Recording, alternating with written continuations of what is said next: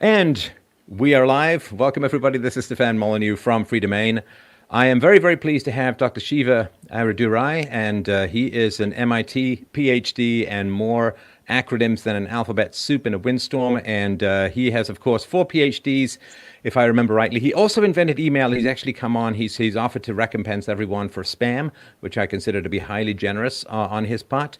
Dr. Shiva, thank you so much for taking the time today. Thanks, Stefan. Just to correct, I have 1 PhD, but 4 degrees from MIT. So 4 degrees. All right. Thank you. I want to take credit for stuff I didn't do. All right. So we're going to start big picture stuff with regards to health, because I consider this a free consult because, it hurts when my elbow when I do this. But no, I want to start with the big picture with health. As you know, of course, Americans are suffering enormously under SARS-CoV-2. And one of the things I think that's a big issue is Americans have a natural state of relative ill health. And it seems like this is cracking the foundations that are already severely cracked. What is the story with Americans and lifestyle and profit motives and health and all that kind of stuff? Yeah, Stefan, it's a great way to start the conversation. If you look at the, arc of history, sort of medicine in America, it's been sort of unfortunate. It's unfortunate in one way, and in another way, it's very fortunate in some of the events that are taking place. You almost have this 2 tracks taking place. So let's talk about the first part, which is the unfortunate part.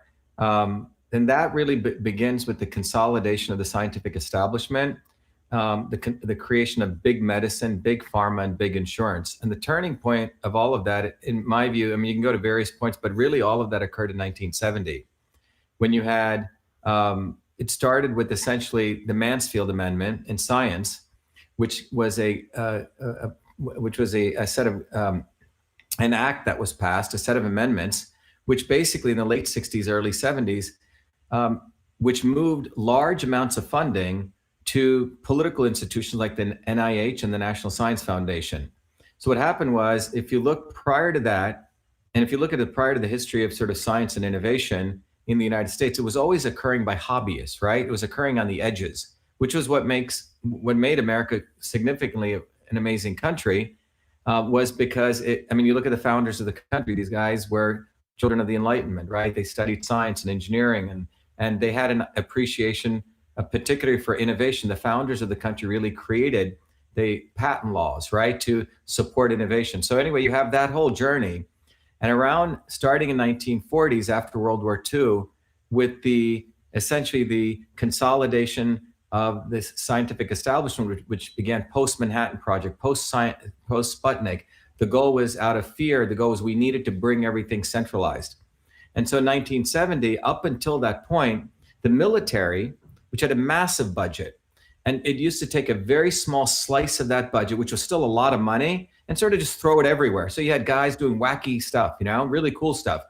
Some people were doing number theory and cryptography and topology and places, just went there. And these guys they didn't have to fight for grant money because they were good. They got this money and no one ever thought about it. But at late 1960s, 70, during the height of the Vietnam War, as was ending, it was decided that we would not fund any of this basic sciences research unless it was for weaponry. So a lot of that money got moved to these highly political organizations. So that was one important trend that was taking place. So the consolidation, or the beginning of sort of the end of real science. 1940s, the reason I gave that date was when Vannevar Bush, the president of MIT, spun out Raytheon. And David Noble, one of the profound giants in the history of science, said that's when really real scientific research started ending, because you had all this public money which started going to the military-industrial academic complex, and that's who Raytheon represented, what Vannevar Bush created. So between the 40s to the 70s, you had the creation of big science, and concomitant with that, if you remember, 1970s is when big insurance companies, big pharma companies, and big hospitals started coming together to lobby government. And then as that process went forward, you had the creation of something like the Safe Harbor Act in the late 90s, in the early 2000, which allowed the creation of GPOs, group purchasing organizations, and PBMs. A lot of people don't know about these, but if you look at hospitals, let's say you and I were hospital administrators, we owned our own hospital. the equipment we bought in that hospital, be it ventilators, catheters, insulin, whatever it was, we used to pay, let's say $10 for a bedpan, and I pay $10. And all of the hospital administrators said, hey, look, why are we all paying $10? Why don't we come together and group purchase? So GPOs were created. Now, initially, these GPOs served the hospitals because they lowered the price from $10 maybe to $5. And eventually, these GPOs were controlling so much of the supply chain, they said, wait a minute, we're going to flip the model. We're going to not give 10 to 5, we'll give 10 to 8 or 10 to 7, and we'll give a little kickback to you. You and I was legalized corruption, and that legalized corruption was allowed by the Safe Harbor Act, which was supported by Congress. So you had big academia being created, big science, and now you had big hospitals, and they created these in-between guys called GPOs on the in-house side and PBMs, which control the supply chain to 3 or 4 major, like Walgreens. So you had middlemen who didn't do anything, Stefan, but essentially owned the supply chain contracts. And then you had essentially big pharmaceutical companies, which basically recognize that there was profit in sickness. And pharmaceutical advertising was allowed, right? You start advertising industry, basically there was a time that it wasn't allowed. And so you have big hospitals, big pharma, and big academia, big scientific establishment. And that's what we're witnessing right now. We'll talk more about that. But what we're seeing is a total convergence of those 3 entities, which don't give a damn about people's health, because it's not really about public health. This is about making enormous amount of profit. And the reason that's being motivated right now, when I finished my PhD at MIT in 2003, I had created a technology which could model molecular pathways on the computer.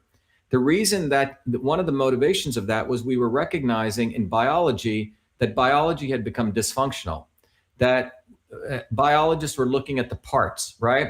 So you get a Nobel Prize if you understood how 2 proteins interacted. You could win a big Nobel Prize for that. But the notion of interconnecting those parts and understanding the body as a system was not part of the biologist's repertoire. So what was happening in biology was when the Genome Project ended, we found out we only had 20,000 genes. We don't have 100,000, a million genes. And in fact, we have the same number of genes as a worm.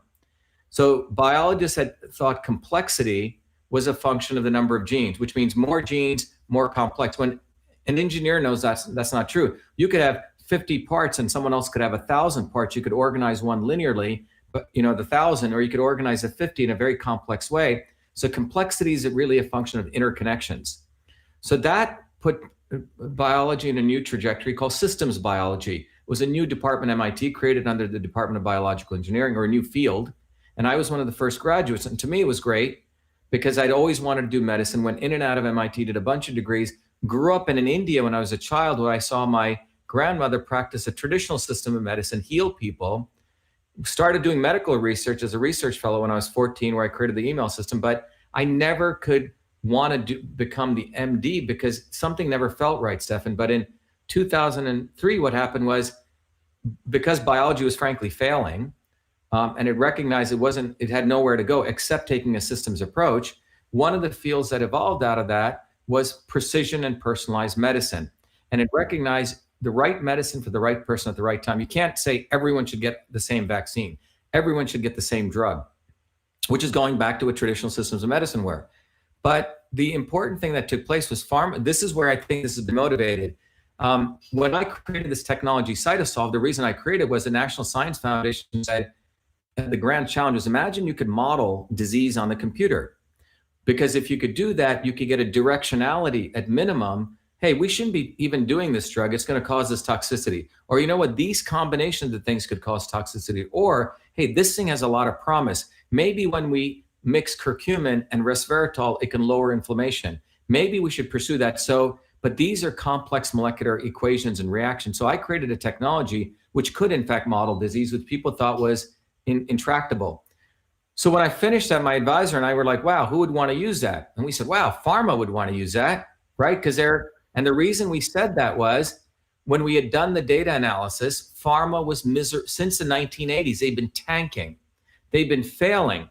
And there's a very great research paper I'm just finishing up. It shows how the entire pharmaceutical engine, this is where Bill Gates and Hillary Clinton and Gavi will talk about this. They're really the front end marketing personnel for this, because what's happened is it's a multi-trillion dollar industry globally, pharmaceuticals. And what's happened is a pharmaceutical drug, if you want to understand the regulatory framework, you have to go through a whole series of processes before, let's say you discovered in your lab today, hey, I have this compound. By the way, when I say pharmaceutical drugs, these are molecular compounds that do not appear in nature. They're not natural compounds. They're made in a lab. And today we have about 30,000 of these compounds in what are called these libraries. There could be more, but let's say around 30,000. So how do pharmaceuticals develop? Someone takes a test tube, they throw in some cancer cells, and then they test compound A, compound B, compound B, compound C, and they say, wow, I see something happening here. I see it potentially killing these cancer cells. That occurs in, let's say, a lab at Harvard or MIT. The professor then, one of his graduate students, they leave and they go raise $40-50 million. Then they go get a bunch of lab space. They do more test tube testing in vitro. Then they'll go kill a bunch of animals for another 6 years, see if that same phenomenon where they'll buy mice from companies like Charles River who create these mice with tumors or a particular thing, and they'll give them the same compound and they'll say, wow, it reduces a tumor and we're not killing too many mice. So what they're trying to figure out is a dosage. That may take around 6 years. They may spend close to $1 billion just in that, or let's say $500 million. If they get to that point, then they will go to the FDA and file what's called an investigational new drug filing, an IND. And by the way, I've gone through this myself. It's quite an interesting process. And then the FDA looks at all your animal data and they say, okay, we're going to give you an allowance where you can now go do phase 1 trials on humans, small sets of humans. And then if you do that, then you can go to phase 2, phase 3. Well, that entire process can take upwards of 13 years, Stefan. Up to $5 billion. Now think about this business model. So now the day that you discovered, and remember I said in the test tube, that's when the clock starts ticking because you may file a patent. Patent life is only 20 years, right? So they got 20 years to go down this path. Now after 13 years, you only have 7 years of patent life left. Let's say you spent on the high end about $5 billion, and let's say your drug only has around 100,000 people you can use it. Okay. So that's 5 times 10 to the power of 9 divided by 1 times 10 to the power of 4, which is 5 times 10 to the power of 5, which is about $500,000. You're going to have to charge for that drug for, let's say, potential market share of 100,000 to make back your costs. Now, that's just to make your costs back. So if your market size only 100,000, you have to charge, so you're probably going to have to charge $1 million, right? A chemotherapy agent. So, and they only have 7 years before it becomes a generic. So what's happened is, and if your drug goes out there and it causes side effects, you and I can sue that company and we can recoup. So what pharma has realized is, Jesus, we're spending $5 billion. Then we have to go do, by the way, the marketing costs aren't even included in that. All the marketing they have to do. And then we may get a set of customers. Now those customers may sue us. High liability, high risk. So that's you also have to cover the costs of the trials that don't make it through to the end. Exactly. Right. So and by the way, only 20% of the things entering phase 1 make it. So when I created Cytosolve, I said, wow, I could help these guys, understand toxicities way up front. The problem is they move quarter to quarter to quarter, and they weren't interested in my technology. And frankly, I wasn't interested in them either. I really was interested in natural products. In fact, I could have helped them figure out if their vaccines worked or not. We put that out there. In fact, we applied for a DARPA grant, but they're not interested in that. What the reality is that their business model is already, it's like a locomotive engine. They do this, and they do this. Remember, it's all about getting funding and getting VC money. And then when you make it to phase 1, phase 2, your stock price just takes a tick. They already have it figured out as a business model of moving it down that pipeline. It's about, okay, I made it through in vitro. Okay, I'll raise another 100 million at a higher valuation. Now I'll do my animal test studies. So the entire pharma model is pushing it down that pipeline, and you're cranking up the valuation of your company. And that's that model. It's not even about solving a disease. It's about making an enormous amount of money. But the problem is, once the regulatory framework came in there, and even the FDA, which is pro-pharma, was not releasing their drugs because of the side effects, they were in a conundrum. And to give you the numbers, year over year over year, pharma spends about, they're putting in 30% increase in the R&D budgets. And they're finding year over year over year 30% less allowances. So their model's freaking failing. So that's happening over here. They're literally seeing the burning down of their industry. So pharma companies are now moving to a different area, vaccines and what are called cell therapies. These do not need to go through the same regulatory framework. In fact, they're treated as another class called biologics. So this is why if you look at the 30 vaccines for kids that were pushed forward by the CDC as guidelines, not one of them, Stefan, has gone through double-blind placebo-controlled studies. It's quite extraordinary. And one HPV vaccine that they claim they did, and I want to come back to that, talk about it, was absolutely fraud, what they did. And we'll talk about that. So they don't have they don't have to go through the same regulatory framework. And if you look at the history of this process, starting in 1962, John Kennedy signed the National Vaccine Act. And that was based on a very, very rudimentary understanding of the immune system, which is what's still used today by guys like Fauci and Gates to put forward it. It's very different than the understanding of the immune system that I've put forward. And in fact, I gave the prestige lecture at the National Science Foundation on this. They didn't invite Fauci or Gates to give that lecture. They invited me because of the knowledge I have around that. And we'll talk about that. But the fundamental issues, the very rudimentary understanding that they had of the immune system in 1962 was the basis post-polio vaccine, pre-measles vaccine that John Kennedy instituted the National Vaccine Act, which gave rise to the CDC and the powers for them to come up with the vaccine guidelines. So now follow after Kennedy signed that into law from 1962, 24 years later, 1986. Well, people were starting to report injuries from vaccines. They were suing the vaccine manufacturers. Now, instead of eliminating those vaccine mandates, because in those 24 years, we'd started to learn very different things about the immune system. What did we do? Well, his brother, Ted Kennedy, comes in. Reagan was a president, but it was democratically controlled House and Senate. And they basically said, instead of eliminating the guidelines, they said, you know what? They put a big Band-Aid on it. And that Band-Aid was to create the National Vaccine Injury Program. They were getting, 10s or 20 every day vaccine court filings. So what they did was this National Vaccine Injury Program literally in some ways destroyed the Constitution. They carved out part of the court system out of the U.S. judicial system, and they put it under Health and Human Services, a vaccine court, Stefan. And that vaccine court said they would adjudicate on behalf of the vaccine manufacturers the lawsuits. This means you shielded, you indemnified the vaccine manufacturers, and you set the limitation of liability, I think for death was around $250,000. And they made it a very bureaucratic process. Now, Reagan signed that very, very unwittingly because it was embedded into another bill that he wanted to get through, okay? So what ended up happening was the other Kennedy with Orrin Hatch and Waxman put together this massive Band-Aid, which basically created a Chinese wall for the vaccine manufacturers. Now, since then, there's been more injuries. And what's unfortunately happened is instead of the movement bottoms up, trying to say, get rid of all this nonsense, you've had guys like Bobby Kennedy, so-called anti-vaccine fighters. What they've done is they're part of the not so obvious establishment. And when I got into this, it took me a while to figure it out. Instead, they've been tweaking it, begging to legislators, protect our religious exemptions, do this. Instead of saying all of this stuff should go away, all of it.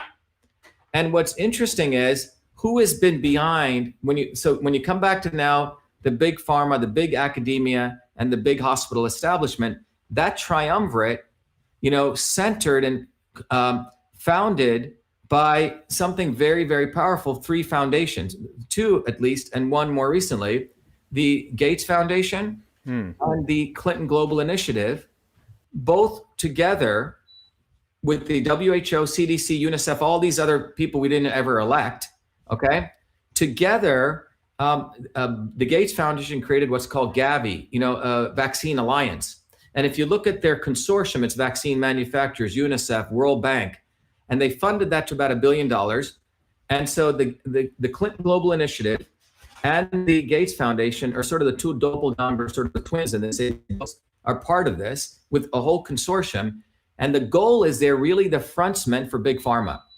They're the frontsmen pushing, and when you actually work out the numbers, they're basically carving out the different vaccines, and they have the pharma consortium behind them. And what's their business model? Let's just look at it from pure their quote unquote entrepreneurial business model. This is a goal.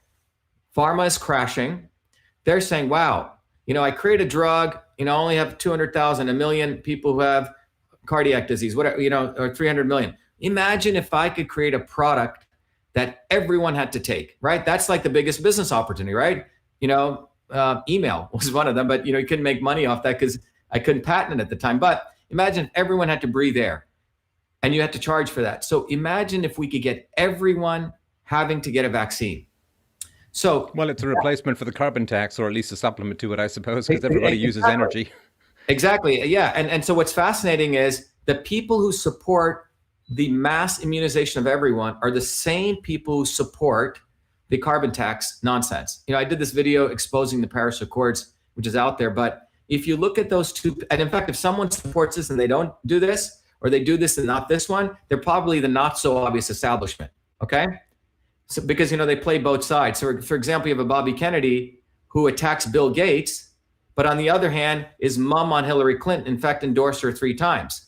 He is he's against vaccines, but is pro-climate change. So we have the not so obvious establishment sort of being a chameleon to try to manipulate activists at the bottom. So if we look at this, where does all of this come from? If you look at the history of Big Pharma, they're enormously successful at amazing PR and marketing, and amazing.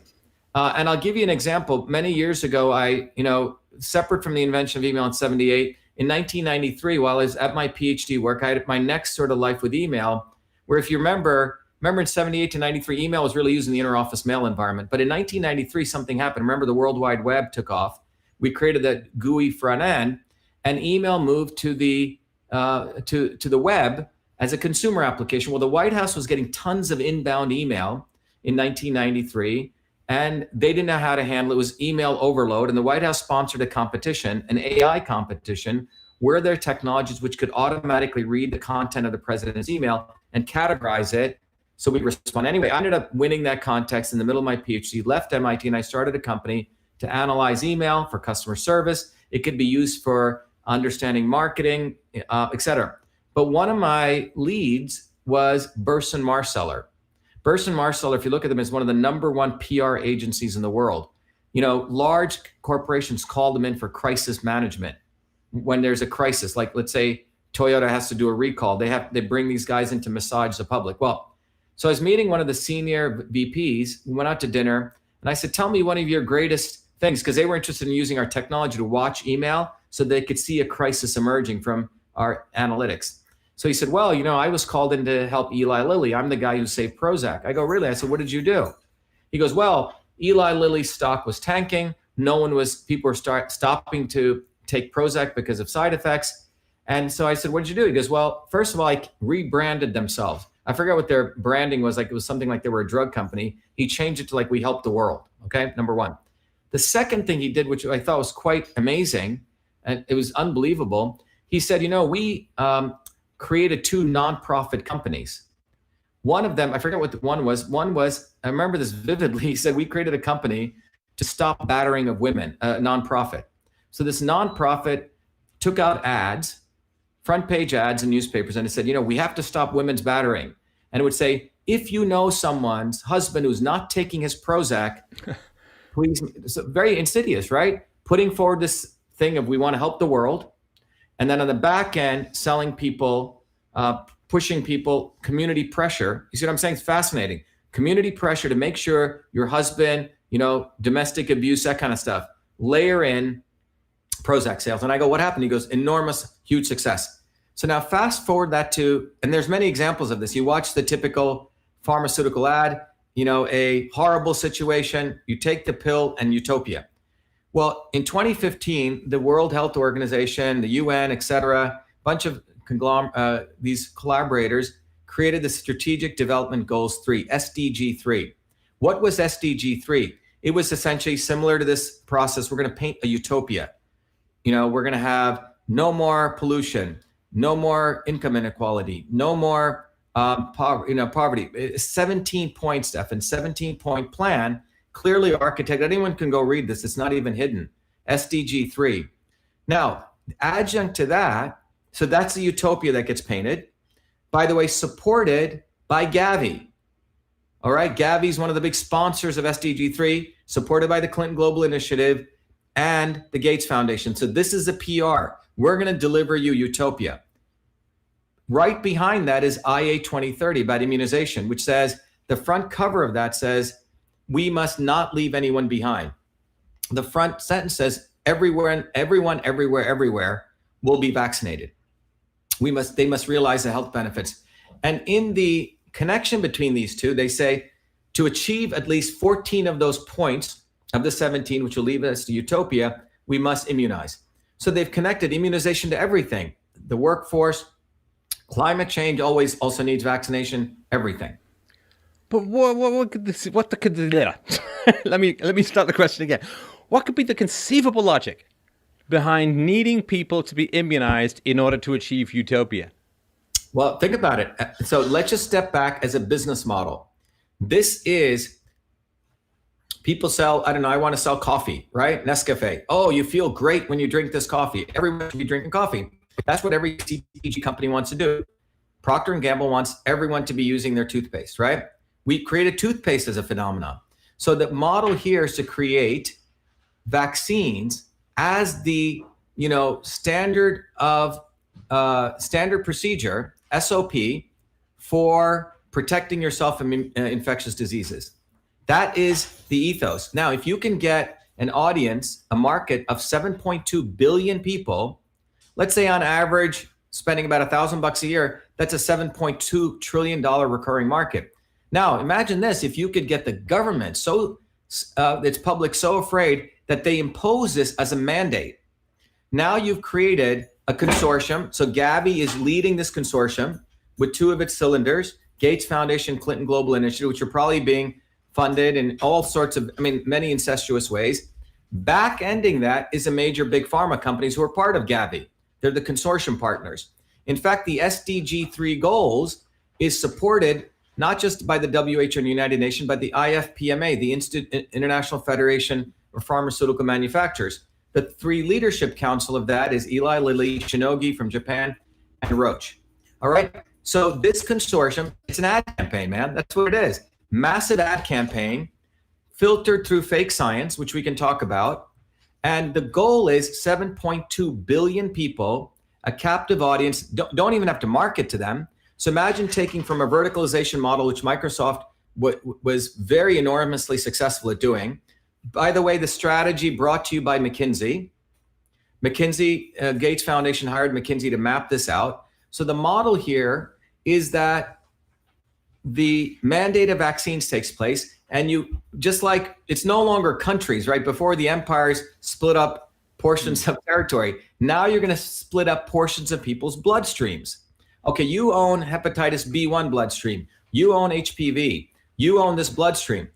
So if you think about it from a pyramid model, you have God knows who the trillionaires' names who we don't know, but right behind them is a visible deep state, the CDC, the WHO, the foundations, Chan Zuckerberg, et cetera. And behind them, you have the pharma companies who need this to serve their masters who invest in big pharma. Ooh, wait. I've had a thought. What if, Dr. Shiva, what if you could face a disease that mutated every year and then it wouldn't be like a one-time smallpox or polio vaccine, but you got the hamster wheel of infinite cash coming your way? It's recurring revenue. Look, when I did email, right? Interesting enough, in 1978, people, asked, was it commercialized? Well, in the old time-sharing systems, we used to charge for it. Based on how much time you spent. So it was a recurring revenue model because the more email used, you made more. And the idea was to make email a necessary app. Fast forward to another application when I built this company, EchoMail, to analyze email. In our contracts, we made it a recurring revenue model. So once we put the license in, you paid us for so much email usage, and it was an annual contract. So every investor knows, every VC, every big guy in the market loves, not just you have to sell services, right? Services companies only get a 1x return, but if you have a company which you get recurring revenue, you get a much higher multiple on your stock price. So imagine, to your point, every year you have a new need for a new vaccine, new variations, new mutations. Now you have 7.2 billion people. Again, I use that $1,000 number. It could be 2,000, could be 100. My point I'm making is you have a beautiful recurring revenue model. And in order to get that recurring revenue business, what do you need? You need an amazing marketing campaign, a global marketing campaign. And that's what we're right in the middle of now. Whenever you do marketing campaigns, what do? You typically do a soft launch, and then a beta launch, and a gold launch. Well, the soft launch was Event 201. Test it out. How does it work out the kinks. In my view, we're in the middle of the beta launch, seeing how you do it in live. Now, the full launch will probably be next year. If they pull this off and scare everyone, and that's why I've been doing my videos and I've been out there educating people on the immune system, is that the full launch looks like this. Okay, do you want the economies to be crashed again? Do you want everyone to be in their homes? Look, let's just put everyone gets a vaccine card. You don't want your neighbor screwing up the economy, do you? Do you want Bob screwing it up? Do you want to have a driver's license? It's a nice economy you got there. It'd be a shame if something happened to it and you weren't allowed to drive. Exactly. Or you weren't allowed to take your kid to daycare, or you weren't allowed out of your home, or you couldn't go to your gym, or you couldn't visit your parents in another country. So that is what the goal is. It's a 7.2 billion person market opportunity worth, upwards of $10 trillion year over year. So from their standpoint, everyone says, well, why would they do this to the economy? Well, it's a return on investment.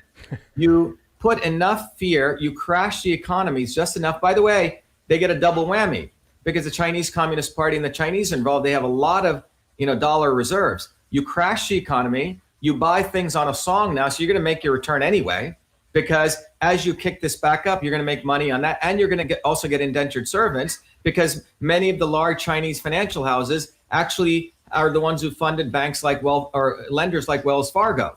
So when the U.S. working class crashes, or the world working class, well, now they're going to also get a rental revenue.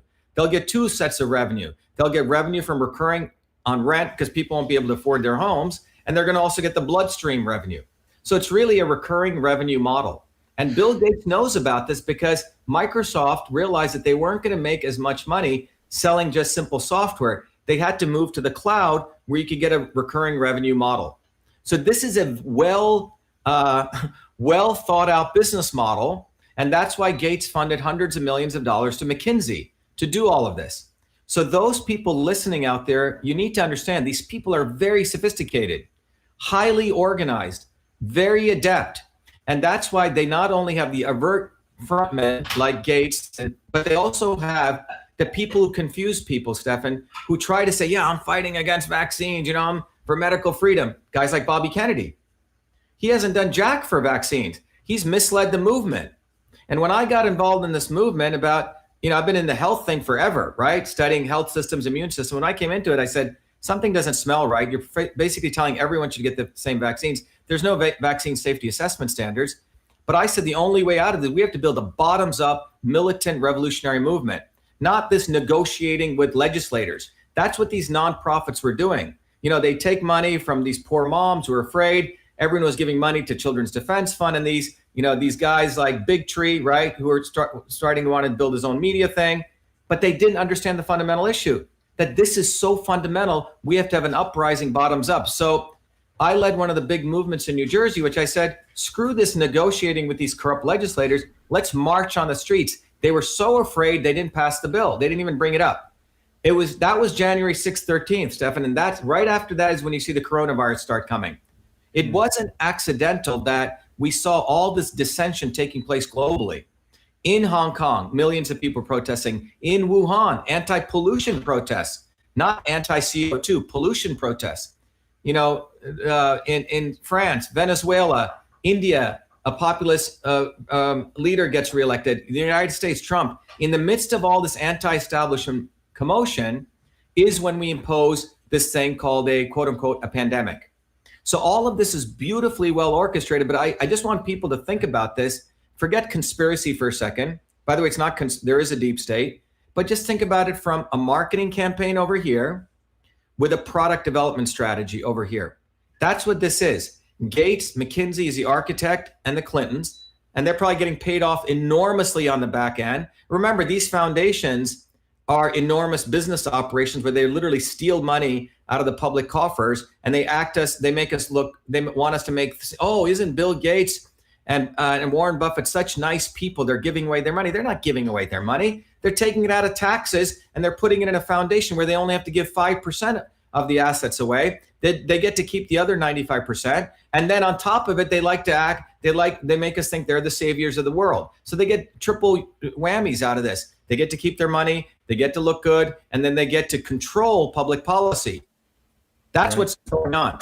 And okay, so hang on. While we've dropped you've dropped Dr. Fauci's name a couple of times. Why is it that you have such distaste for our friendly little garden gnome of global health? Well, what is your issue there? Well, a number of things. As someone who's gone through, the academic world in and out, I used to teach at MIT, has done science. I've been, I published in the major peer-reviewed journals, a Fulbright scholar. I'm known as one of the leading guys in personalized and precision medicine. Now, the notion of science, two things that emerged from the biological sciences was we need to move to a personalized medicine. One size does not fit all. That's an understanding that even comes from conventional modern medical science starting in 2003. One size does not fit all. In fact, if anyone wants to Google personalized and precision medicine, it is the now and the future of medicine, which means you don't give everyone the same medicine. Now, look at Fauci and look at the history of the NIH. The NIH, starting in 1970 again, a guy called Shannon comes in, and he wanted to consolidate immense amount of power underneath him with the NIH. And that's when you saw the explosive growth of the NIH to become a multi-billion, $10 billion, $20 billion entity. 50% of the NIH funding goes to the biological sciences. So if you want to become a professor, Stefan, at any of the major universities, how do you become a professor? You don't just be a nice guy and you just publish papers. That's not how it works. You have 7 years from the time you graduate with your PhD and you start on that track, 7 years to get tenure. Well, how do you get tenure? You have to publish a series of papers in a specialized field, get yourself known, and this is the big and. You have to get your peers in that field. So if you're in cancer oncology or retrovirus oncology, or you're in mitochondrial membrane protein folding, I don't know, some very specific field, you have to publish papers in that field in those 7 years. And you have to get the other leaders, the people who've been doing for 20, 30 years to say, yes, Stefan is a great researcher. And they have to write reference letters for you. And they have to cite your research in their papers. So what this means is you as a young researcher must regress to the mean. The mean meaning what they have set as the standard, okay? You can't do wacky research, all the wild, innovative research. In fact, the NIH grants, I've applied for them. They're no longer about innovation. You have to, when you apply for a grant, you already have to have data for the thing you claim you're going to try to do in specific aim one. So it's all rigged for people who already have the data, who already are insiders. So this is one thing that needs to be understood. So when you look at that, Fauci, the NIH, where he's a central part of with Francis Collins, funds 50% of their money billions go to biological sciences. So if I'm a young researcher, I'm never, ever going to say anything against the accepted narrative. I will never get funding. I will never, ever get tenure. Now, I know a lot of guys at MIT who know, I know the stuff about the immune system. They say, Shiva, everything you're saying is correct, but I'm not going to say anything against it. They have families to feed. Remember, science has become a factory, Stefan. It's not the old days of where you looked at science, you came up with cool ideas. It's not a hobbying thing, on the edges where people are doing, they went and got private funding and they had to figure things out. It's become a machine. And Fauci, the reason I have such anger towards him is he represents the ultimate worst part of science. He's a scientific bureaucrat. A bureaucrat. He's an academic bureaucrat. Kissinger said, if you want to learn how to be a politician, go to academia.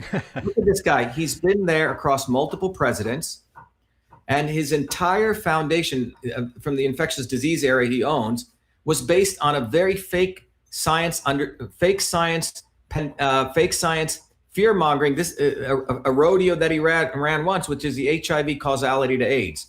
HIV does not cause AIDS. This is going to seem mind-boggling to people. That was one of his first PR campaigns that he did.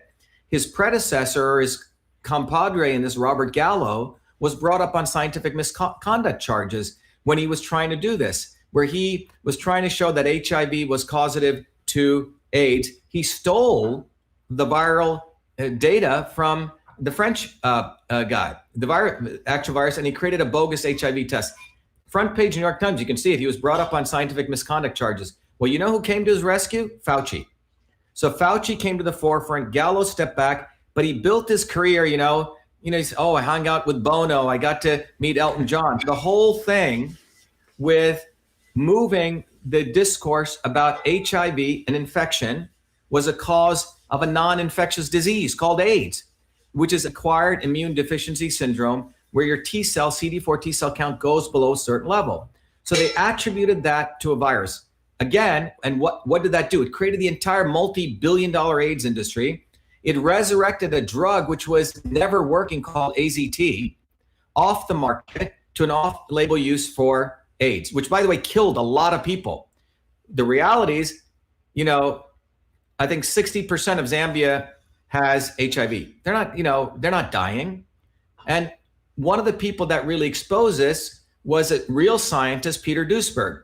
Peter, one of the earliest tenured professors at Berkeley, one of the earliest people to get into the National Academy of Sciences, a multi-NIH grantee, a grant award winner, he said, wait a minute, this causal relationship doesn't fulfill Koch's postulates. What are Koch's postulates? It's the foundations of virology for which Robert Koch was honored. He won a Nobel Prize.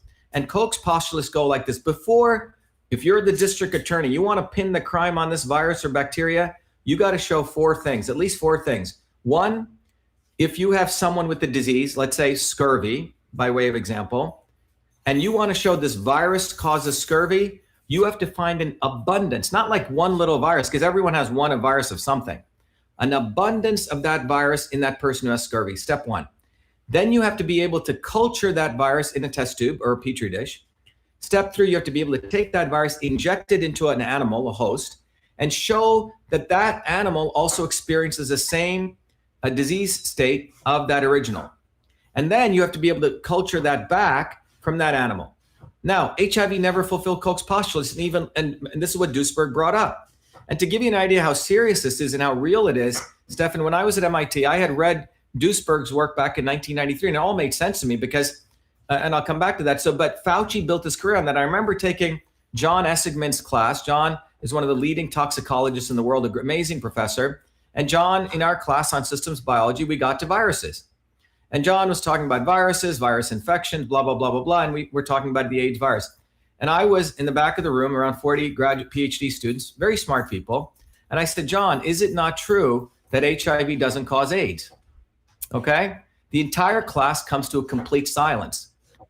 Now, because it was that was a narrative. Now, this is at MIT, the #1 institute in biological engineering. Now, John Essigman was very honest. He said, what Shiva is bringing up is a very good point. He's bringing up Peter Duisberg's work that HIV's relationship to AIDS does not fulfill Koch's postulates. And then John Essigman also went on to say, and John's a tenured professor at MIT, he said, I know Peter. He's a very well-respected scientist. But what happened to Peter Duisberg was they vilified him, they attacked him, they marginalized him. Peter stopped getting any of his NIH grants. So who was behind all this? Fauci.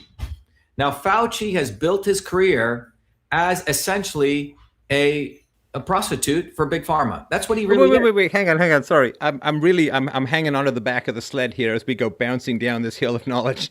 And I've just lost one of my hand grips here. Okay. So we've got HIV, the virus. I guess that's like SARS-CoV-2 versus COVID-19, the manifestation or the disease. You got HIV, the virus, and you have AIDS, the syndrome, which is it's not the HIV doesn't kill you as far as I understood it. It lowers your defenses against something else, which is going to come and kill you like pneumonia or something. So just help me understand where the causality changes based upon the common narrative. Okay, in one of the early works, Peter and other researchers looked at the first 87 AIDS cases.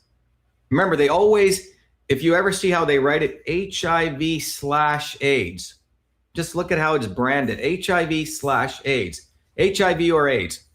And I remember my sister's an MD. When I found out about this, I said, hey, this is not true. She goes, oh, you're crazy, blah, blah, blah. Now, 15 years later, she says, you're absolutely right. It's AIDS-related disease. Let's get down to the specifics. What is AIDS? What is AIDS? It's a term used to describe a condition in your body, in your adaptive system. Remember, you have the innate system, which is all the macrophages in your body that react when you first get hit with some type of pathogen in your gut bacteria in your eyes, etc. That's your early stage immune system. There's another part of your immune system called your late stage immune system, the adaptive immune system, which are sharpshooters. And those are controlled by T cells and B cells, respectively. They create an antibody for that pathogen. Okay. So the thesis here is, you have lower T cell counts below a certain level. And when you have that, you have acquired immune deficiency syndrome called AIDS. Okay. Now, is that clear? So your T cell count, so that means your adaptive system is compromised. Well, how did that happen? How do you get there? Well, HIV caused that. That was what the thesis was. When you actually go look at the first 87 AIDS cases, by the way, CDC statistics are horrible. You notice that most of those people had AIDS had all sorts of other viruses and some stuff, Stefan. They have CMV, and stuff. But everyone has viruses in them all the time. Exactly. They had all these viruses. So they pegged this HIV to AIDS. But let's really look at the data. If you look at the first set of cases, a preponderance of these people, 90% of these people, plus or minus 5%, whatever that number is, we can go, I can bring up the numbers, but it's in that order of magnitude range, were people who were gays, males, predominantly, this was at a time in the 80s, lots of drugs, and no one wants to talk about this, right? It's politically incorrect. Lots of drugs. A gay individual in that environment may have 1,500 partners. That was not rare. And they were consuming something called amyl nitrates. People should look it up. That's a vial. You break it under your nose, and yeah. And it increases orgasm. I sounded way too experienced with that. I've just read about it. I just want to know it's not my weekend activity. Remember, there's not one paper still written showing HIV causes AIDS. People should bring it up and we can have a debate on it, okay? So Duisberg brings this point up and he says, however, there are 200 unequivocal papers showing amyl nitrites is a carcinogen and cause Kaposi sarcoma, which is what people get their skin all screwed up, those blotches, that's Kaposi sarcoma. 200 papers written on that. Well, these guys were doing tons of amyl nitrites, partying all late at night, having multiple, infinite number of partners, lots of drugs, okay? So that was that majority of the group. Well, you know what happens when you do that? You lower your T cell count. You destroy your immune system. Now, when you destroy your immune system, you're going to have all sorts of viruses in you. That's why people started cooking the books. Oh, wait. Okay, so this is why the fabled jump to the heterosexual population never occurred, because majority of heterosexual people are not doing amyl nitrate and having 1,500 partners. 15, and remember, this was a decadent lifestyle at that time. It was. Look, I had a very close friend of mine at MIT. Many years later, he came out of the closet, and he ended up getting AIDS, and they put him on AZT, and he died. And I said, Arnold, and a friend of mine, and because when Duisberg's work first came out, it said those 87 people fell into three groups. First group was this 90% of the people, okay, who were these predominantly male gays partying amyl nitrates. The second group was IV drug users, and people said, the needles. Bullshit. That's not what it was. It was a fact of the enormous amount of drugs that they were doing that also lowered their immune system. The third group was people who were getting blood transfusions. It wasn't the virus traveling through the blood. You know what it was? It was when if I were to, knock on wood, it never has to happen, you have to get a blood transfusion. What do? They give you immunosuppressive drugs because you don't want your immune system to attack, right, the foreign agents in the blood you're receiving. Well, if you get 2 shots of immunosuppressive drugs, you probably have to go to the ICU because you're in an immunocompromised situation. That's what the three groups were. Stefan? Wait. Sorry to keep interrupting. But doesn't HIV attack the T cells? And if it's amyl nitrate, how do you explain the prevalence in Africa? HIV is a virus that's everywhere. It's not in Africa, lots and lots of people have it, and their population is explosively growing. People aren't dying. It's another virus. And this comes back to what we need to talk. We have 380 trillion viruses in our body. 380 trillion. Okay? The mythos that has been created is this fear-mongering that viruses and germs are all going to kill us. What actually happens, Stefan, now let's talk some science. The true science is you have this thing, an operating system in your body called the immune system. It's one of the most oldest operating system that has gone through, in fact, invertebrates, vertebrates, to create you. We would not exist if we didn't have an immune system. And if that immune system hadn't gotten, if you believe in the evolution, this entire process, or even if you believe in natural design, human beings would not freaking exist if we didn't have this amazing operating system called the immune system. And it's gone through various revisions to make us come here to be these human beings who build all this stuff. Okay? That immune system, the way it interacts with the outer world is to live in coexistence with it. When a pathogen attacks you and hurts you, it is not the pathogen that's destroying you. So everyone needs to get the science here. The science that is assumed by the fake news media and is promoted, unfortunately, by MDs who are not well trained at all. They don't learn this in medical school. They learn maybe the innate and the adaptive. They don't learn about the microbiome. They don't learn the following. If you ask a typical MD, what does a virus do to you? How does it work with Ebola? Well, the virus enters and it destroys your heart tissue. That's what you'll hear, right? And you start bleeding from inside out. Or the virus will attach your epithelial and you're going to start getting edema. Well, that's not what happens. This is what actually happens. Virus comes in. Your innate system, which is all the things in your skin, your eyes, your throat, first interacts with it. Your macrophages, neutrophils. Now, if your body is reasonably strong, you may have a sniffle, this. That's why in a family, 5, 10 people, the wife may get the cold and others don't. Depends on the stage of the immune system. So if you're in that condition, based on your stage of your innate immune system, you battle it. Maybe you get some sneezing, coughing, a little bit of fever, and you're done. Now, if that system doesn't work, you have what's called the interferon system, which is another amazing system, which upregulates all these different kinds of cytokines, which further protect your body. Okay, hang on. Upregulate cytokines. Please break that out for me just a little. Yeah, my PhD work was on what's called the interferon system. So just stepping back, remember I said in 1962, they had a very nascent understanding of the immune system? So in 1962, the understanding of the immune system was the following. You had 2 boxes. One box was called the innate immune system, which was everything I described, the early stage infantry, the Marines, when you get hit with the virus, they just start shooting everywhere. The secondary part of that system was called the adaptive immune system, which means it was very specific. It was like Navy SEAL sharpshooters. For that particular virus, it would create what was called an antibody using the T cells and the B cells. All right? Now, that was basically the understanding of the immune system. And part of this understanding is, in order to create, to mimic immunity, we're going to put a vaccine in you, which will be a pale shadow of the actual virus coming in, like the measles virus. We're going to kill it a little bit, and we're going to force your body, right, to create those antibodies, to create what's called immunity. Now, the problem is the vaccines weren't working when they just gave the deadened form of the virus. The body wasn't creating that inflammatory response. They said, shoot, let's start adding other things. And what did they add? A little bit of aluminum, some mercury, some other stuff to create that. So that the goal of that was for your body to create this inflammatory response to create the antibodies, okay? But that entire understanding was just based on these 2-box model of the immune system. When I gave my, the distinguished prestige lecture at the Science Foundation, the reason they asked me to do this is because when you take a modern systems biology approach, you realize there's many other boxes, Stefan. There's a gut microbiome, which is essential to a strong immune system, the balance of all these amazing microbes, 60 trillion of them. And then we also have viruses, a 380 trillion virus. They're not our enemies, they work together. And then we have the connection between our gut to our brain, the neural system. But in between all of this is a very powerful system called the interferon system. The interferon system was also discovered around the 50s, a lot of work done by the Japanese, which showed it's a missing link that interconnects a lot of these systems. That when you get a virus, guess what your body does? It actually turns on another set of chemicals called cytokines.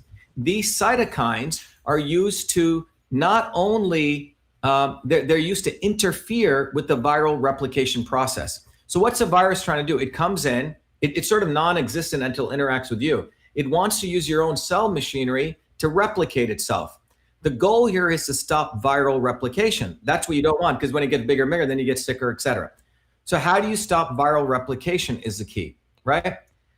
When you really look at a virus, now go back to the HIV/AIDS issue that I'm bringing up. So if your immune system is compromised, what actually happens?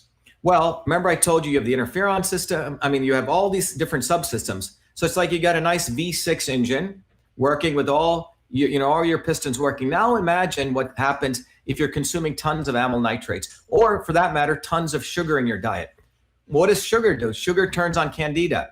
Candida creates gliotoxins. Well, those basically suppress your macrophages in your early stage immune system, and the others knock out your T cells. Well, now what do you have left? It's like I've tied both arms. You've tied both arms behind my back, and now you're coming at me, and I'm going to kick at you crazy, right? In fact, I'm not going to kick at you just a little bit. I'm going to go violently crazy using my legs, and I may actually harm other people in my way. Right. So when you knock out some of these subsystems, which are part of a beautiful choreography, which all turn on and they modulate, it's called immunomodulation. Immunomodulation is where, like an orchestra conductor, all these instruments come to life. They modulate the virus, and you don't have this massive, a hyper response. But if you suppress some of these, Stefan, you've tied the arms, so now your legs are kicking. In this case, the cytokines, not just the interferon, others go and attack not only the virus particles, but also attack the tissues where those virus particles are in. So let me walk you through this. This is the storm that I hear talked about. Is that right? Yes. Yeah. Okay. So let's walk you through this carefully.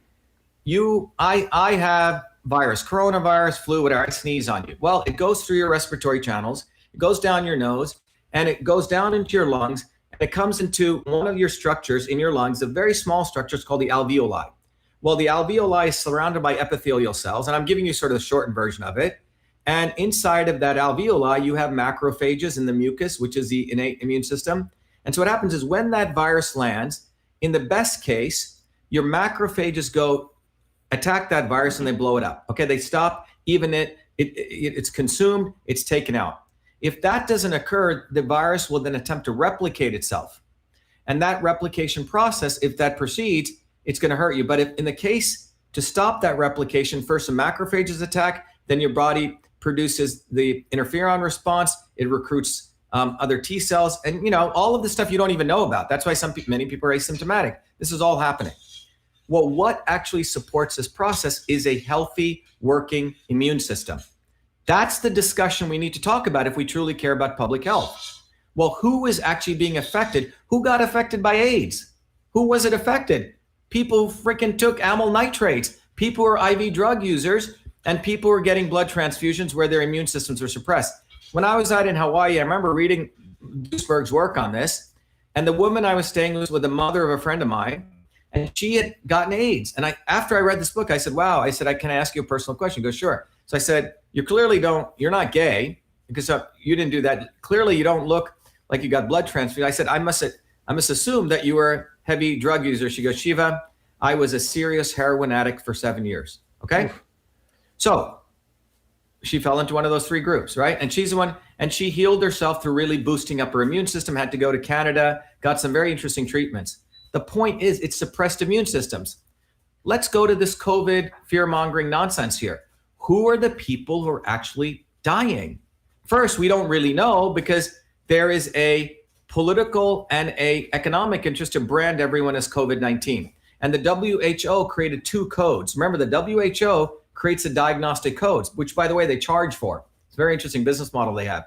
So they created two codes for COVID-19, as I understand. They may have created three, but it's definitely two. One was you were actually labeled as having COVID-19 through a test. Well, what was that test? It's a PCR test, polymerase chain reaction. Well, what does that mean? That means they're looking for a piece of the nucleotide in your body, and then they magnify it and try to match it to one of the coronavirus nucleotides. By the way, coronavirus is one of the most common viruses. We all probably have pieces of it, okay? And they're not even looking for the entire sequence of the COVID-19. It's any corona, actually. And even Carrie Mullis, the people who created PCR, will tell you... Wait. Hang on. The COVID-19 test, which is supposed to be testing for SARS-CoV-2, is looking for any coronavirus, such as common cold or flu, or... It's a nucleotide sequence, which doesn't necessarily have to be that, okay? But furthermore, the PCR tests are highly. Kary Mullis, who won the Nobel Prize in Medicine, who also supported Duisburg, in chemistry. Amazing scientist. Kary said the PCR test isn't even quantitative, it's qualitative. It's a qualitative test. Like binary. Okay? It's not quantitative, it's qualitative. It's a guesstimate that's made. That's one code that the WHO has. The second code they had as well is sort of looks like COVID. So when people are coming to these hospitals and they're branding them into one of those two codes, in fact, I was privy to a letter that the CDC sent to hospital administrators. A very good friend of mine who's a pediatrician shared. The letter basically is incentivizing hospital administrators to conflate one and the other. That's what's going on. So, Stefan, we don't really know what the numerator is. And I dare ask any one of these people, including Cuomo, to put all of this data in the cloud so I and other professionals can review it. And you don't have to put the names. You can follow HIPAA guidelines. Give the pre-existing conditions of these people. We had just a very close friend of ours who was a big smoker, friend of ours husband, big smoker, always would get pneumonia, had multiple incidents of going to the hospital and getting intubated. Well, he was just COVID-19. Let's say, God forbid, something happens to him. What are they going to brand him as? COVID-19 death? Or forget the fact that he ate horribly, was 40, 50 pounds overweight, was a smoker. That'll be forgotten. So that's what people need to understand. We have created, remember, because of big hospitals, because of the big academia, because of big pharma, these three people have colluded in a beautiful way to create this fear mongering. And if they but hospitals also get paid extra.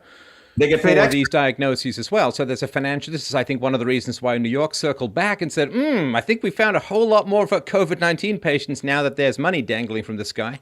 There's money dangling, and you have to understand that the ventilator companies, remember I talked about the GPOs? Every hospital supply goes through a group purchasing organization. The hospital administrators get a kickback.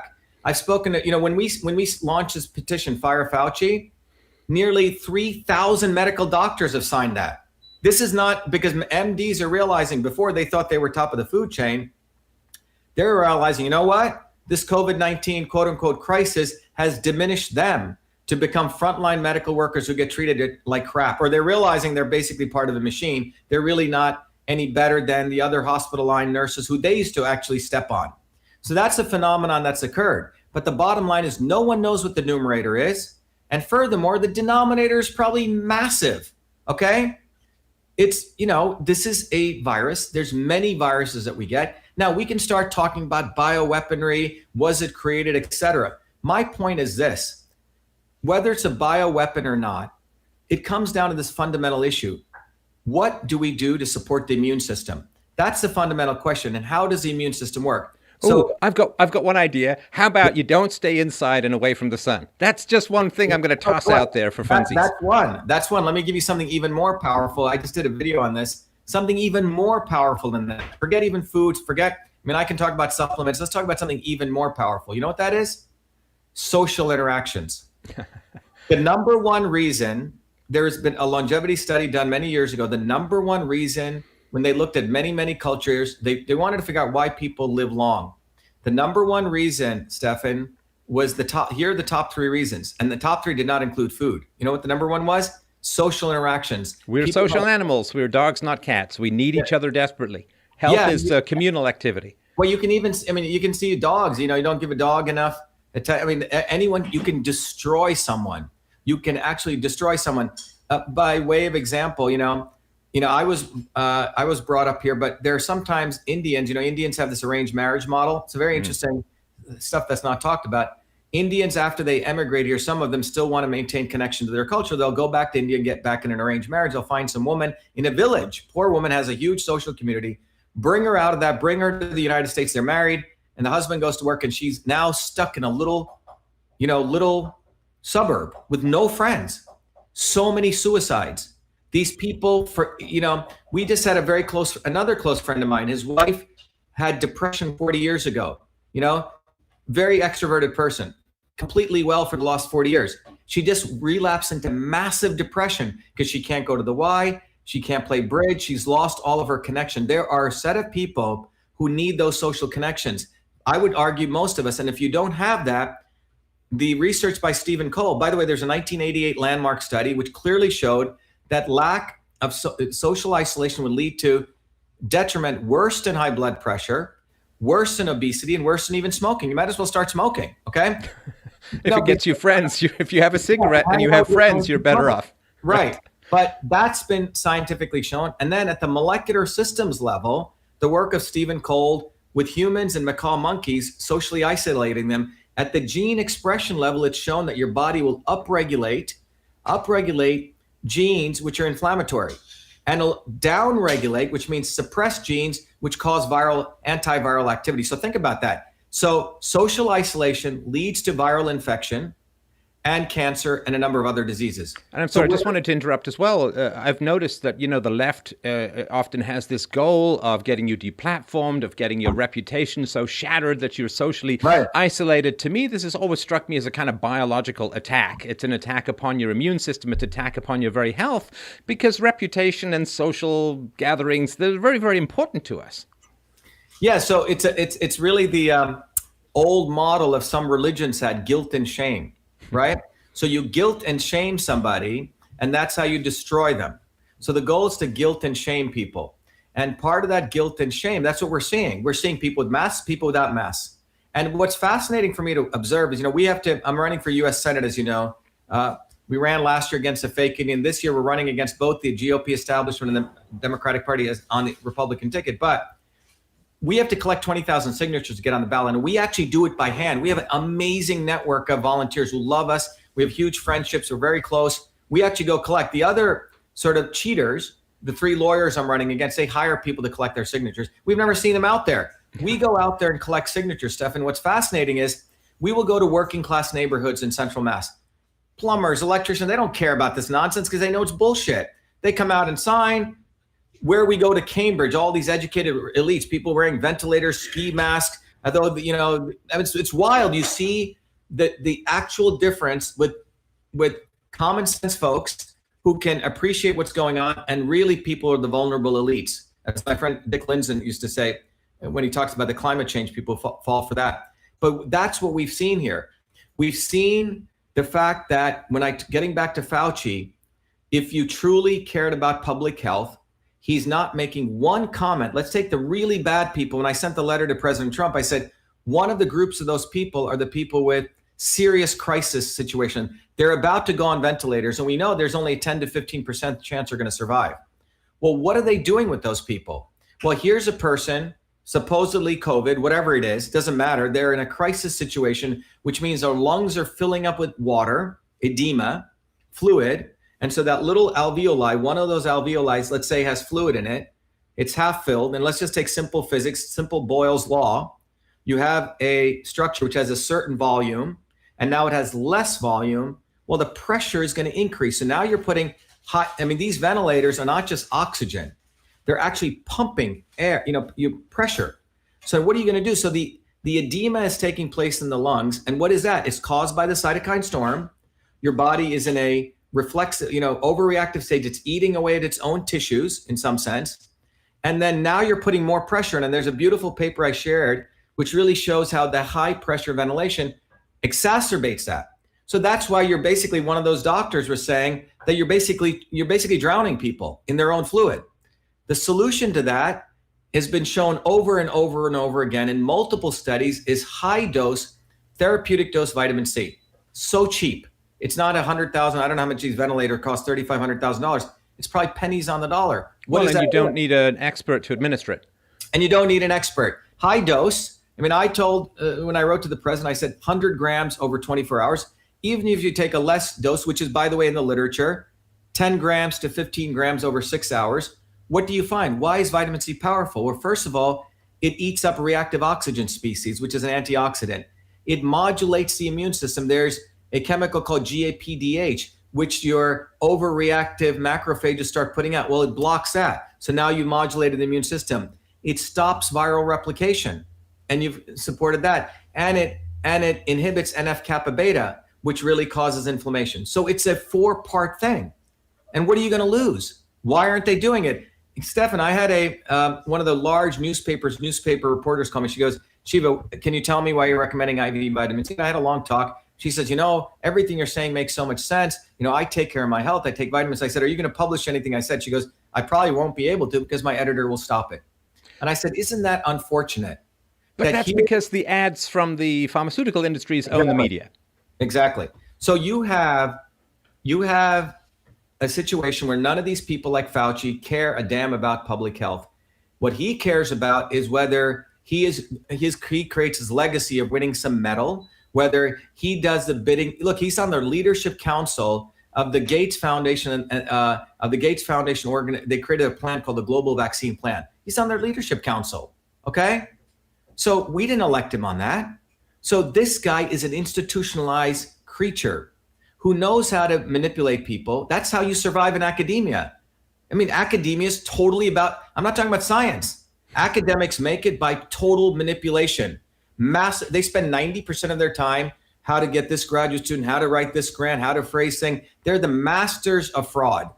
Okay. Well, and the whole peer review system is utterly garbage. I mean, the replication crisis is hitting it's even hitting physics, which used to be it's already hit the social sciences, it's hit psychology. The replication crisis is huge in science. And then when we criticize this, we're considered to be like medieval, superstitious, anti-science people. It's like, I'm very pro-science. I'm anti-government programs like pseudoscience. Well, if they also revere Einstein didn't publish one paper peer reviewed. Right. His last paper he submitted to, I think, Physical Letters. They said, Dr. Einstein, we want to send it to peer review. He goes, what are you talking about?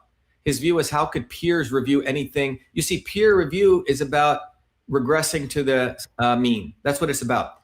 So you're eliminating people with new ideas. So the issue should be citizen science. That's one of the platforms. So my platform for our campaign, Stefan, is quite unique, and that's why I think it's created a global wave. Sorry to interrupt. Give people the website for your campaign before you go into that, because I do want people to be able to find you. So everyone should go to Shiva4Senate.com. That website is our campaign site. When you go to the top of that site, you'll see our logo is Truth, Freedom, Health, which has been one of my things for nearly 15 years. So just as part of me. So it's not like I'm running a campaign. We had, consultants help us. This is me. You're getting the authentic person here. So Truth, Freedom, and Health. And what do I mean by that? We have to fight for freedom. You talked about censorship.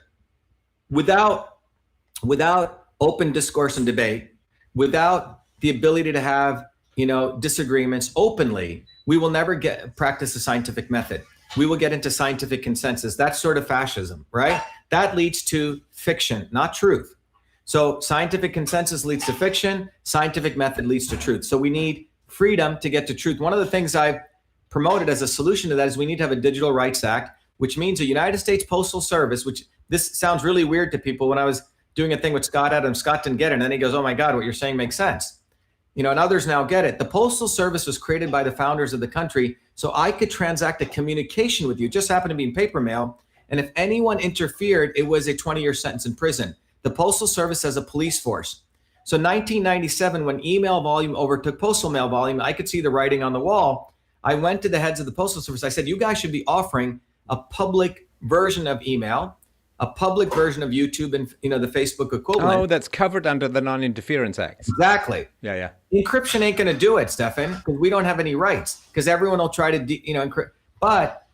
And the Postal Force is a police force. They thought it was a crazy idea. Anyway, it's interesting to see the Postal Service is going down again. And I was actually commissioned by the Inspector General in 2013 to write 2 reports to show how they could make billions. Because my thought was, you and I would probably pay about $50. And remember, this would be a competitor to Facebook and Google, but more importantly, they couldn't interfere. If you want to use Google, great. So that's the Digital Rights Act. That's how we get freedom. We can start conversing in the digital world. Freedom and truth comes from Citizens Rights Act. That's my second solution. What does that mean? That means we need to destroy the scientific establishment. And that destruction will only occur if we recognize that when we fund public research, that data is my data and it's your data. When they do research experiments, it should go right to the cloud. If someone does an experiment on a mice, whatever they do, put it to the cloud. It's my data. I'm pretty smart. There's 1 billion other people or 100 million other people in this country who are smart. Download that data. So first thing this will affect is, where's all the climate change data? I want to see it. Oh, sorry to interrupt, but was it the original hockey stick graph? Once they released the methodology, they realized you could plug random numbers into it and get a hockey stick graph. Exactly. So the issue is we need to go to citizen science. We need to take the power away from the academics. Because remember, in the Indian caste system, the academics were the Brahmins, the scribes, and that's what we've created. Fauci is really a quote unquote a Brahmin, okay? Who's a scribe who advises the king, in this case, the politician. He's always there, right? Presidents come and go, this guy's always there. They shouldn't allow these guys to be in there this long. In fact, we should eliminate tenure. Tenure should be taken away. Let these guys teach and then go back and work. Especially tenure, of course, was originally to keep people who had unpopular opinions from getting fired. Now, all it means is that people with unpopular opinions will never be hired. Exactly. The third part of this is on the health side. We need to decentralize medicine to the edges. The health can only emerge from the relation between me and the healer, because the body is such a freaking complex system. To mandate medicine top down is a concept of a depersonalized view of the body. Whereas modern medicine is realizing one size does not fit all. So when you look at a guy like Fauci, he's practicing everything which is anti-human, anti-medicine. Number one, he's practicing exclusivity. A small cult of people are going to decide. Second thing, he's practicing centralization of authority. A few set of people. Opacity. How are all these decisions being made? You know, the other piece of it is it's all about depersonalization, treating everyone like a lump. And based on that is why we're all locked up. Everyone is being treated the same, when the reality should be we should take the immunocompromised, give them high dose vitamin D, which creates cathelicidins, which are antimicrobial, give them high dosage vitamin A. And by the way, those two are very few, no side effect solutions.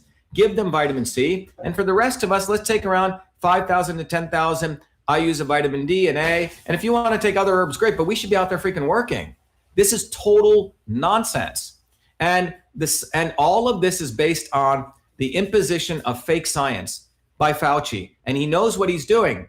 And I think the key is I'm willing to, let's talk the science, let's talk molecular systems, let's talk infectious disease openly in a round table. If Gates wants to show up, who has no knowledge of this, if Hillary Clinton wants to show up, and if Fauci wants to show up, and they can bring all the scientists they want, I'll take them all on. But the bottom line is that they are actively created this fear mongering on a fake science model, on the ignorance of people's understanding of the immune system. So what we're seeing, Stefan, in closing, you know, if we want to sort of summarize this, we're seeing the conversion of big science, big, academia, big pharma at one point, and it's all to make sure that we have mandated medicine, we suppress dissent, and if it means printing through quantitative easing $6 trillion to crash the economy, they're fine with that. That's like, I'm going to make a $6 trillion investment today, which I'll get, if you look at over a 20-year horizon, about what, 7 trillion, 140 trillion over the next 10 years or whatever that is, right? So this is relatively pennies for the global elite.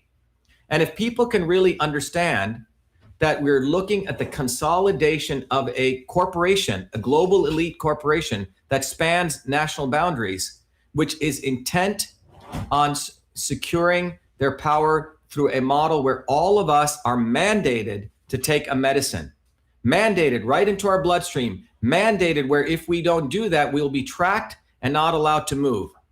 This is one of the most dangerous times we're in. However, the good news is that there's a lot of smart people, common sense people, working people, plumbers, electricians, nurses, engineers, who know something doesn't make sense. And that's why I think we're at a very interesting inflection point in human history with this occurrence. And it's probably a huge opportunity for people to get awakened and smash these people. They need to be obliterated, because what they are doing to humanity is destroying humanity. Because what they're really saying is that I want to make you a machine in the Chinese factory.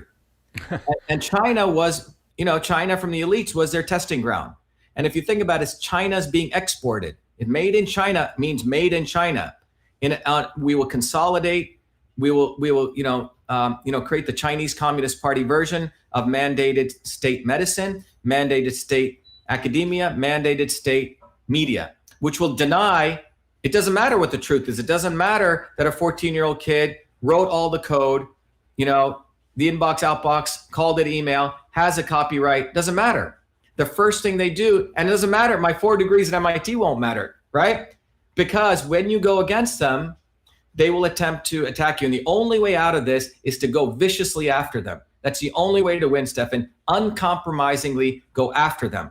And that's the way we're going to win. And we also have to recognize that the establishment is always not the enemy. It's the not so obvious establishment. Those people that they put like the Bernie Sanders. So all of you Bernie Sanders people listening out there, he sold out to Hillary Clinton. And all you people who think Bobby Kennedy is going to fight for your medical freedom, he endorsed Hillary Clinton.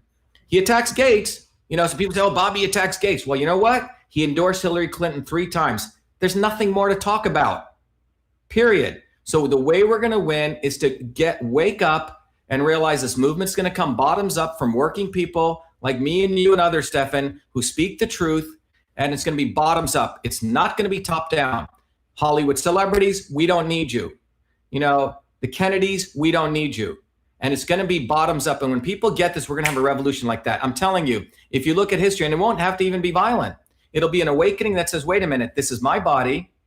I'm going to decide what goes into my body. No one owns it. And you know what? The sun is an amazing vehicle. It produces vitamin D. It produces cathelicidins. And you know what? Fresh vegetables without pesticides are what I need.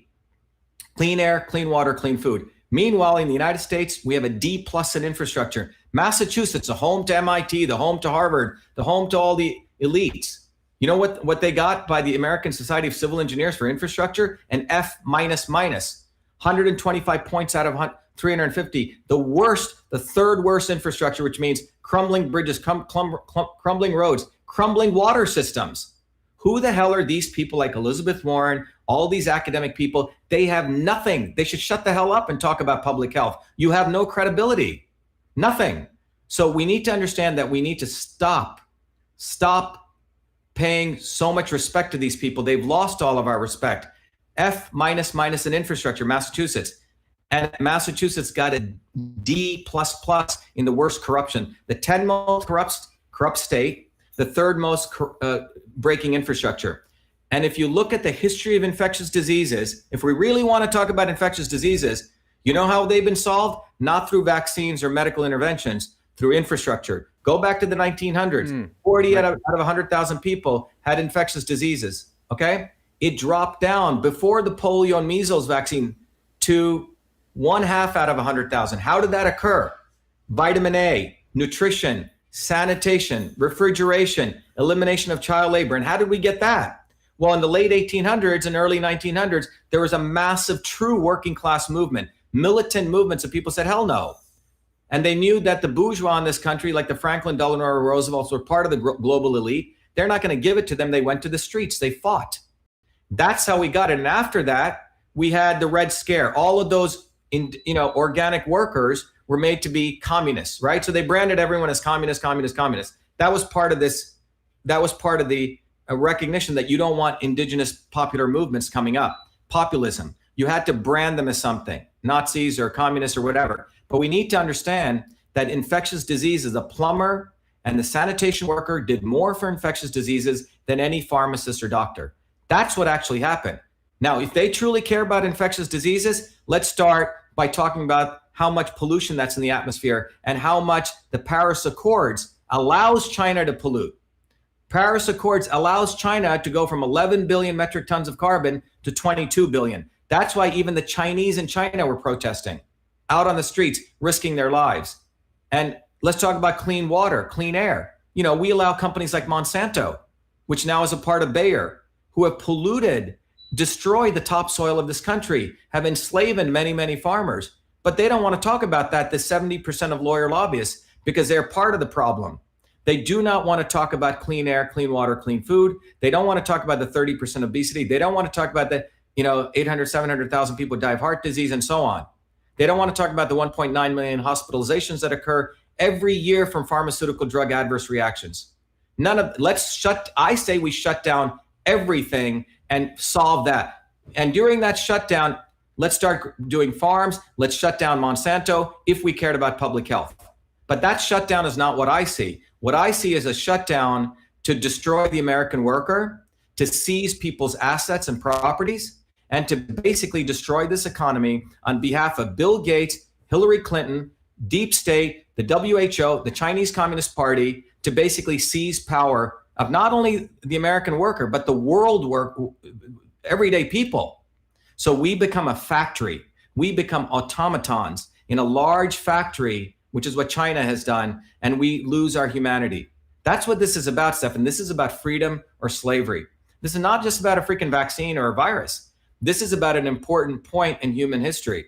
And this has occurred over and over again, as we discussed. But I think we have an enormous opportunity, actually, to rise up and to reclaim our destiny as human beings.